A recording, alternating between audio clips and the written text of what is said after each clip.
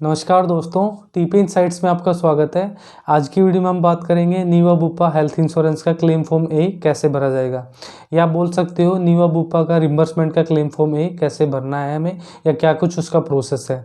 तो वो सारा कुछ प्रोसेस मैं आज की वीडियो में आप लोगों को बताने वाला हूँ। किस कंडीशन के अंदर हमें नीवा बुपा हेल्थ इंश्योरेंस का क्लेम फॉर्म ए भरना होता है, वो भी मैं इस वीडियो के अंदर बताने वाला हूँ। तो वीडियो को आप लोग लास्ट तक देखिए। वीडियो को लाइक कर दीजिए, चैनल को सब्सक्राइब कर लीजिए, बेल आइकन दबा दीजिए ताकि वीडियो की नोटिफिकेशन मिलती रहे। जब भी हम अपना ट्रीटमेंट किसी नॉन नेटवर्क हॉस्पिटल के अंदर कराते हैं तो उसमें क्या होता है कि वहाँ पर हमें सभी पेमेंट हॉस्पिटल को करनी होती है। उसके बाद जब हमारा पेशेंट हॉस्पिटल से डिस्चार्ज होता है या उसको छुट्टी मिल जाती है तो उसके बाद हमें ये रिम्बर्समेंट का क्लेम फॉर्म ए भरना होता है, और उसकी सपोर्टिंग में बिल्स वगैरह, रिसिप्ट वगैरह सारी चीज़ें उसके साथ, जो भी आपका ट्रीटमेंट से रिलेटेड है वो सभी उसके साथ लगानी होती है।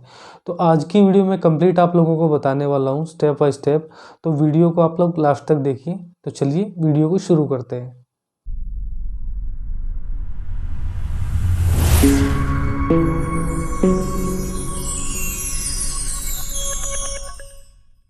आपकी स्क्रीन के ऊपर नीवा बुपा हेल्थ इंश्योरेंस का क्लेम फॉर्म पार्ट ए खुला हुआ है। इसको भरने से पहले कुछ बेसिक चीज़ें मैं आप लोगों को बता दे रहा हूँ। ये फॉर्म उस कंडीशन में भरा जाता है या तो हम अपना ट्रीटमेंट किसी नॉन नेटवर्क हॉस्पिटल के अंदर करा रहे हैं जहाँ पे हमारा कार्ड नहीं चलता है, उस कंडीशन में हमें सभी पेमेंट्स हॉस्पिटल को करनी होती हैं। और उसके बाद जब हमें छुट्टी मिलती है, हमें डिस्चार्ज के डॉक्यूमेंट्स मिलते हैं, उसके बाद हम सभी जो बिल है वो क्लेम फॉर्म के साथ अटैच करके इंश्योरेंस कंपनी के पास भेजते हैं। दूसरा, अगर हम किसी नेटवर्क हॉस्पिटल में हमारा क्लेम ले रहे हैं या अपना ट्रीटमेंट करा रहे हैं तो वहाँ पे कैशलेस के रिक्वेस्ट जानने के बाद इंश्योरेंस कंपनी हमारे क्लेम को रिजेक्ट कर देती है। उस कंडीशन में भी यही होता है कि उस टाइम हमें पेमेंट करनी होती है हॉस्पिटल को। और दूसरा, उसके बाद हमें क्लेम फॉर्म ए और बी भर के इंश्योरेंस कंपनी के पास भेजने होते हैं। तो आज की वीडियो में आपको क्लेम फॉर्म ए के बारे में बताने वाला हूँ। सपोर्टिंग में क्या क्या डॉक्यूमेंट्स लगेंगे वो आप लोगों को आगे इस वीडियो में पता लग जाएगा। तो वीडियो को शुरू करते हैं, फॉर्म कैसे भरना है वो शुरू करते हैं। तो देखिए, इसमें ये पार्ट ए है, नीवा बुपा हेल्थ इंश्योरेंस क्लेम का पार्ट ए है, जो फॉर्म है क्लेम फॉर्म। इसमें क्या लिखा हुआ है, to be filled in by the insured. मतलब ये है कि जो इंश्योर्ड बंदा है, जो फैमिली, जो पॉलिसी के अंदर जो मेन मेंबर है फैमिली का, वो इसे भरेगा या उसके थ्रू भरा जाएगा, उसके नाम से भरा जाएगा। और इसमें लिखा हुआ है to be filled in block letters, मतलब ये कैपिटल लेटर्स में, ब्लॉक लेटर्स में भरा जाएगा। अब चलिए आगे बढ़ते हैं। अपने पॉलिसी के डॉक्यूमेंट्स निकाल लीजिए आप लोग अपने। उसके बाद आप लोगों को डालने हैं यहाँ पे पॉलिसी नंबर, सर्टिफिकेट नंबर भी होता है पॉलिसी के डॉक्यूमेंट्स के साथ भी। उसके बाद यहाँ पे टीपीआईडी नंबर। टीपीआईडी नंबर क्या होता है, मान के चलिए कि फैमिली के अंदर 4 कैंडिडेट है तो सभी कैंडिडेट का जो टीपीआईडी नंबर वो अलग अलग होता है। तो यहाँ पे जो प्राइमरी इंश्योर्ड है, जो मेन पर्सन है, उसका यहाँ पे टीपीआईडी नंबर डलेगा। उस इंश्योर्ड का नाम डलेगा, यहाँ पे एड्रेस डलेगा कंप्लीट, सिटी डलेगी, स्टेट डलेगा, पिन कोड डलेगा, फ़ोन नंबर और ईमेल आईडी। ये फिल करने के बाद हमें आगे चलना है। इसके बाद पूछ रहे हैं वो लोग डिटेल्स ऑफ इंश्योरेंस हिस्ट्री।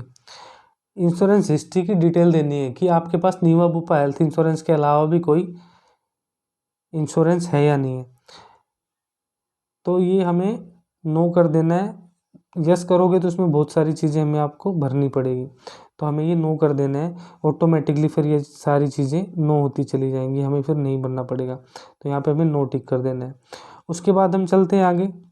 उसमें है detail of insured person hospitalize. इसमें बताना है हमें कि कौन पर्सन हॉस्पिटलाइज हुआ है, उसका नाम डालना है, उसकी डिटेल देनी है। तो जो पेशेंट है उसका नाम यहाँ पे डलेगा। तो यहाँ पर जब हम ऊपर जाएंगे, यहाँ पे जो कॉलम है, आप ध्यान दीजिए, बहुत ध्यान से भरना है फॉर्म। यहाँ पे जो नाम डलेगा, यहाँ पे पेशेंट का नाम नहीं डलेगा, यहाँ पे पॉलिसी का जो मेन मेंबर है उसका नाम डलेगा। और यहाँ पर जो हॉस्पिटलाइज हुआ है, वो पेशेंट हुआ है, यहाँ पर उस पेशेंट का नाम डलेगा यहाँ पे। उसके बाद पेशेंट मेल है या फीमेल है, मेल है तो मेल पे टिक करना है, फीमेल है तो फीमेल पे। जेंडर आप लोगों ने सेलेक्ट करना है मेल या फीमेल का। उसके बाद उसकी एज डालनी है, मंथ डालना है, डेट ऑफ बर्थ पता है तो डेट ऑफ बर्थ डालनी है। रिलेशनशिप टू प्राइमरी इंश्योर्ड, मतलब जो प्राइमरी इंश्योर्ड है, जो मेन बंदा है, पॉलिसी होल्डर है, जो मेन है, वो उसके साथ क्या रिलेशन है इस पेशेंट का। सेल्फ मतलब वो खुद है तो सेल्फ पे टिक करना है। स्पाउस उसकी वाइफ है, उसकी पत्नी है तो यहाँ पे करना है। उसके बच्चे हैं तो चाइल्ड पे करना है। फादर है तो यहाँ पे करना है। मदर है तो यहाँ पे करना है। और अदर कोई रिलेशन है तो यहाँ मेंशन करना है। उसके बाद ऑक्यूपेशन क्या है, मतलब वो क्या करता है, क्या करता है, मतलब सर्विस करता है, सेल्फ एम्प्लॉयड है, होम मेकर है, स्टूडेंट है, रिटायर्ड पर्सन है या अदर है। जो भी हो वो एक टिक कर देना है आप लोगों को। अदर है तो उसके अलावा अदर यहाँ पे टिक करके यहाँ पे मेंशन कर देना है।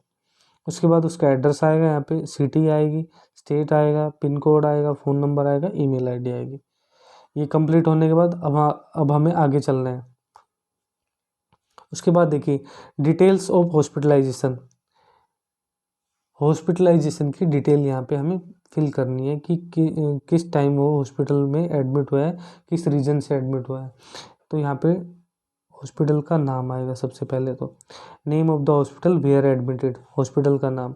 उसके बाद room category, day care procedure हुआ है या सिंगल ऑक्यूपेसी मतलब private room, twin sharing, semi private, 3 more मतलब बेड, कोई जनरल वार्ड है। तो डे केयर में हुआ है तो डे केयर में टिक करना है। सिंगल प्राइवेट रूम लिया है तो इस पे करना है। जो सेमी प्राइवेट है उसमें ये टिक करना है, और जनरल वार्ड है तो ये करना है। ठीक है। उसके बाद हॉस्पिटलाइजेशन ड्यू टू इंजरी हुई है, इलनेस हुआ है, मैटरनिटी का केस है। इंजरी मतलब कोई चोट लगी, एक्सीडेंट हुआ है, वो इंजरी में टिक करना है। इलनेस कोई मलेरिया हुआ है, डेंगू हुआ है, या कोई फीवर है, कोई वायरल फीवर है, इस टाइप से कोई प्रॉब्लम है तो वो इलनेस में करना है। मैटरनिटी प्रेगनेंसी से रिलेटेड कोई ट्रीटमेंट है तो यहाँ पे मैटरनिटी पे टिक करना है। उसके बाद अगर मैटरनिटी पे टिक करते हो तो यहाँ पे ऑटोमेटिकली आपको डिलीवरी की डेट डालनी है। Date of admission, date of admission, admission की यहाँ पे डेट डालनी है, किस डेट में पेशेंट एडमिट हुआ है। उसके बाद टाइम एडमिशन का, डेट ऑफ डिस्चार्ज, डिस्चार्ज का टाइम, डिस्चार्ज का टाइम यहाँ डलेगा और डिस्चार्ज की डेट यहाँ पे डलेगी। उसके बाद हमें देखना है आगे, इफ़ इंजरी गिव कोज, मतलब अगर इंजरी का केस है तो इसमें एक टिक करना है, सेल्फ इन्फ्लेक्टेड मतलब खुद से घायल किया है। रोड ट्रैफिक एक्सीडेंट मतलब ट्रैफिक में कोई एक्सीडेंट हुआ है रोड के ऊपर, और या कोई अल्कोहल वगैरह शराब से रिलेटेड है। उसमें अगर जो भी आप टिक करोगे इससे रिलेटेड है तो आपको यस या नो करना है, अदरवाइज इसको छोड़ देना है। डिटेल्स ऑफ क्लेम, क्लेम की डिटेल भरनी है यहाँ पे। यहाँ पे देखिए pre hospitalisation expense, pre hospitalisation expense क्या होता है, जब हम हॉस्पिटल में एडमिट होते हैं तो उससे पहले डॉक्टर 1 या 2 दिन की दवाइयाँ देके कभी हमें घर भेज देता है, या कोई टेस्ट वेस्ट करके घर भेज देता है, और उन दवाइयों से हमें आराम नहीं होता है तो डॉक्टर 2 या 3 दिन बाद हमें एडमिट करने के लिए बोलता है हॉस्पिटल के अंदर। तो उससे पहले के जो बिल होते हैं वो प्री हॉस्पिटलाइजेशन के अंदर आएंगे, उसका अमाउंट हमें यहाँ मेंशन करना है। पोस्ट हॉस्पिटलाइजेशन का मतलब होता है कि जब हम एडमिट होके छुट्टी लेके घर चले गए हैं तो 2 या 3 दिन बाद फिर डॉक्टर बुलाता है, फॉलोअप के लिए बुलाता है, या मेडिसिन रिपीट करने के लिए बुलाता है, या कोई टेस्ट कराने के लिए बुलाता है, तो उसके बाद भी हमारा कुछ खर्चा होता है। तो उन बिल्स को रिम्बर्स करने के लिए या क्लेम करने के लिए यहाँ पे जो अमाउंट होता है उसको यहाँ मेंशन करना है, वो पोस्ट हॉस्पिटलाइजेशन बोलते हैं उसे। यहाँ पे एम्बुलेंस का चार्ज डालना है। प्री हॉस्पिटलाइजेशन पीरियड का कितने दिन क्या है वो डालना है। क्लेम जो भी है, क्लेम ऑफ डॉक्यूमेंट्री हॉस्पिटलाइजेशन ये नो करना है आपको, ठीक है। Detail lump sum benefit claim, hospital cash, critical illness benefit, ये अगर आपकी उसमें है तो ये डालने हैं, अदरवाइज ये छोड़ देने हैं, ज़्यादा चक्करों में नहीं पड़ना है इसके। उसके बाद हमें आना है आगे, हॉस्पिटलाइजेशन चेकअप, लैब टेस्ट वगैरह, अदर कोई चार्ज, टोटल हॉस्पिटलाइजेशन एक्सपेंस यहाँ पे डाल देना है, बाकी जो बचा हुआ है, और यहाँ पे राउंड जो फाइनल टोटल अमाउंट है वो यहाँ पे आप लोगों को मेंशन करना है, यहाँ पे डालना है। अब चलते हैं आगे हम,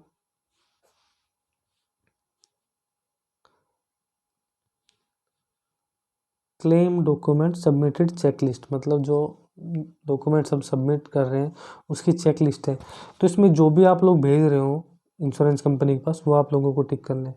एक तो सीधा सीधा हो गया क्लेम फॉर्म हो गया, copy of claim intimation if any. Reimbursement के क्लेम के अंदर क्या होता है, जब हम हॉस्पिटल में जाते हैं, एडमिट होते हैं, अगर हमारा क्लेम रिजेक्ट हुआ है उससे पहले तो जब हम कैशलेस के लिए भेज चुके होते हैं तो इंटीमेशन ऑटोमेटिकली हो गया। लेकिन अगर नॉन नेटवर्क हॉस्पिटल में अगर हम अपना ट्रीटमेंट करा रहे हैं और वहाँ पे हमारा एडमिट होने से पहले हमें इंश्योरेंस कंपनी को बताना है कि हम इस हॉस्पिटल में ट्रीटमेंट करा रहे हैं और ये हॉस्पिटल नेटवर्क में नहीं है, तो इंश्योरेंस कंपनी क्लेम नंबर देती है, पर्टिकुलर एक क्लेम नंबर देती है, वो मेंशन करना होता है, उसकी एक कॉपी होती है, वो सपोर्टिंग में लगानी होती है। यहाँ पे अगर लगानी है तो यहाँ पे टिक करना है। हॉस्पिटल का मेन बिल लगेगा, बिल ब्रेकअप डलेगा और बिल की पेमेंट की रिसिप्ट डलेगी, डिस्चार्ज समरी, फार्मेसी के बिल डलेंगे। इसके अलावा जो भी कुछ है वो आप लोगों को सारा कुछ यहाँ पे मेंशन कर देना है। उसके बाद डिटेल ऑफ बिल्स एनक्लोज, यहाँ पे अगर डिटेल सीरियल नंबर से आप डालना चाहो तो डाल सकते हो। मैं तो आप लोगों को सजेस्ट करूँगा यहाँ पे टोटल अमाउंट लिख देना है, सारा का सारा जितना भी लगा है, और यहाँ लिख देना है ऑल बिल अटैच, मतलब सारे बिल इसके साथ अटैच कर दिए और उन बिल का टोटल अमाउंट यहाँ पे ये डाल देना है। ठीक है, उसके बाद आगे चलते हैं। Detail of primary insured bank account, यहाँ पे हमें प्राइमरी इंश्योर्ड का बैंक अकाउंट की डिटेल देनी है। क्यों देनी है? क्योंकि जब हमारा क्लेम पास हो जाएगा तो इंश्योरेंस कंपनी पैसे किसके खाते में डालेगी, तो उनको डिटेल तो चाहिए ना खाते की। तो यहाँ पे हमें यहाँ पे पैन नंबर मेंशन करना है, प्राइमरी इंश्योर्ड का जो बैंक अकाउंट नंबर है, अकाउंट नंबर डालना है, बैंक का नाम डालना है, ब्रांच बैंक का नेम डालना है और यहाँ पे ब्रांच भी लिखनी है। चेक डीडी, चेक की डिटेल डालनी है, कोई चेक का नंबर डाल देना है, आईएफएससी कोड यहाँ पे लिख देना है। सपोर्टिंग में एक कैंसिल चेक भी आप लगा देना जो नंबर इसके अंदर मेंशन कर रहे हो। उसके बाद हमें क्या करना है, ये डिक्लेरेशन पढ़ लेनी है जो नीचे लिखी हुई है ये वाली, और ये पढ़ने के बाद हमें यहाँ पे डेट डाल देनी है, पैलेस डाल देना है और यहाँ पे सिग्नेचर ऑफ द इंश्योर्ड, यहाँ पे इंश्योर्ड जो पर्सन है उसके सिग्नेचर हो जाएंगे। नेक्स्ट वीडियो में हम बताएंगे कि नीवा बुपा हेल्थ इंश्योरेंस का क्लेम फॉर्म बी कैसे भरना है, तो उस वीडियो का आप लोग इंतज़ार कीजिए। तो आज की वीडियो में मैंने आप लोगों को बताया कि नीवा बुपा हेल्थ इंश्योरेंस का क्लेम फॉर्म ए कैसे भरा जाएगा, क्या कुछ उसके साथ सपोर्टिंग में डॉक्यूमेंट्स लगेंगे, किस कंडीशन में हमें रिम्बर्समेंट का फॉर्म ए भरना होता है, वो सारा कुछ मैंने डिटेल में आप लोगों को बताया है।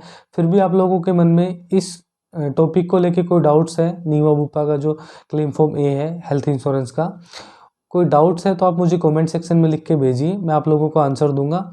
इसके अलावा भी आप लोगों के मन में कोई हेल्थ इंश्योरेंस से रिलेटेड कोई सवाल है या कोई आपके क्लेम में कोई क्वेरी लगी हुई है तो आप मुझसे शेयर कीजिए, मैं आप लोगों को उस चीज़ का आंसर दूंगा। वीडियो अच्छी लगी हो तो आप लोग वीडियो को लाइक कर दीजिए, चैनल को सब्सक्राइब कर लीजिए, बेल आइकन दबा दीजिए ताकि नई वीडियो की नोटिफिकेशन मिल जाए। और वीडियो अच्छी लगी हो तो आप दोस्तों के साथ शेयर भी कीजिए, जिन लोगों के पास नीवा बुपा हेल्थ इंश्योरेंस है उनको भी ज़रूरत पड़ेगी इस फॉर्म की कभी ना कभी फ्यूचर के अंदर, तो आप लोग उन लोगों से ये वीडियो शेयर कीजिए। तो मिलते हैं नेक्स्ट वीडियो में, तब तक के लिए नमस्कार।